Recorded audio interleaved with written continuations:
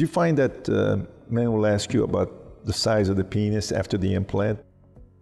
You know, there's a lot of misconceptions that I'm sure you've seen. And when people hear penile implant, they think breast implant, they think enlargement surgery. So the first thing that I'm always telling patients, we're not here to add anything.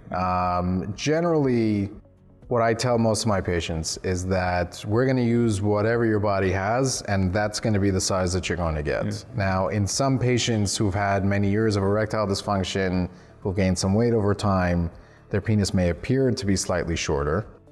But for the most part, we're not expecting any real size change. Really, this is just to kind of get them the rigidity that they were looking for and get them back to kind of where they had been. Has your experience been any different with it? No, very similar. I find that I get that question all the time, right? And a lot of men are concerned that they're going to lose size.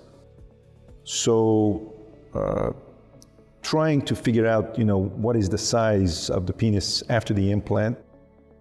What we do in the office, and you may do that as well, is we give a penile injection test, and then we measure the penis. And it's really useful to do it with the patient there. So the patient is standing, and then I'll measure the penis. I'll say, this is 5.5 inches. This is what I can promise you. And we actually note it, document it on the flow sheet. Now, sometimes I'll say, patients will say, well, that's not my penis. I'm much bigger than that. And I'll say, well, it's not my penis either. There are only 2 guys in the room. Right. And this is your penis. And they'll insist that their penis is bigger. So I say, okay, well, in the comfort of your home, measure your penis and call me. And so they'll call me, and if I measured 5 inches in the office, they'll say, I'm 5.25. Right. So I said, okay, 5.25 it is. And I think a lot of it goes into, these patients, as they've been getting older, they have a little bit more abdominal fat. Some of it looks a bit more hidden. They also have this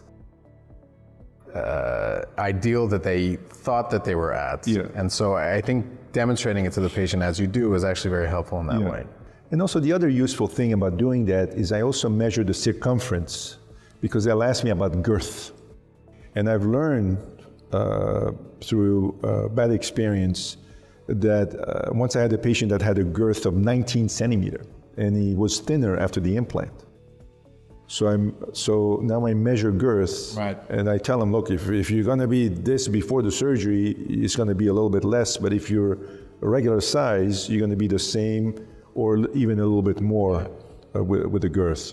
And that's something that is not really spoken about that much in our. Yeah, absolutely. These questions get swept under the rug, and it's the stuff that the patients are the most worried about. So it makes sense. Yeah.